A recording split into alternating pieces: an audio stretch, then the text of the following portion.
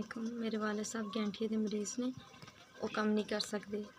मैं खुद अपने हत्थों नाल मेहनत करके अपना रोज़गार तोड़िया, अपना घर का भी खुद का भी पेट पालनी आ। कपड़े दे उत्ते खुद मोती ला के वो लोगों नूं देई दे ने, फिर वो कुछ पैसे आ जाते हैं, उसकी वजह तो असीं अपने घर का रोज़गार तोड़िया। मेहरबानी करके मेरी इमदाद की जाए। कुछ दिनों बाद मेरी शादी है, मेरी इमदाद की जाए। मैं तुहाडा सुनिया सी कि तुसीं इमदाद कर दो, अल्लाह पाक तुहानूं ज़्यादा देवे, मेरी भी इमदाद करो। ਇਹ मैं काम करके तारे ला के मोती तारे ला के मोती तारे का काम करके मैं खुद का पेट पालदी, अपने वालिद का पेट पालदी। कुछ दिनों बाद मेरी शादी है, लिहाजा मेरी इमदाद की जाए।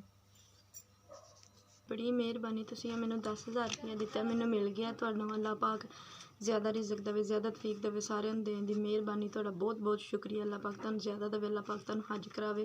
तुहाडे दिते हुए पैसे मैनूं मिल गए ने, तुहाडा बहुत शुक्रिया। मैं तुहाडी बहुत शुक्रगुजार हाँ। तो कोई ना इन्हां दे विचों कोई ना कोई चीज़ मेरी आ जाएगी मेरी शादी ते।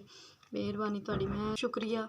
अल्लाह पाक तुहानूं ज़्यादा देवे, इन्ना ज़्यादा देवे कि तुसीं रख रख बोलो। अल्लाह पाक तुहाडी खैर करे, अल्लाह पाक तुहाडे वालदैन दी, तुहाडी औलाद दी, आल औलाद दी खैर करे। मेहरबानी, तुहाडे बहुत शुक्रिया। पैसे मैनूं 10,000 रुपया मिल गया।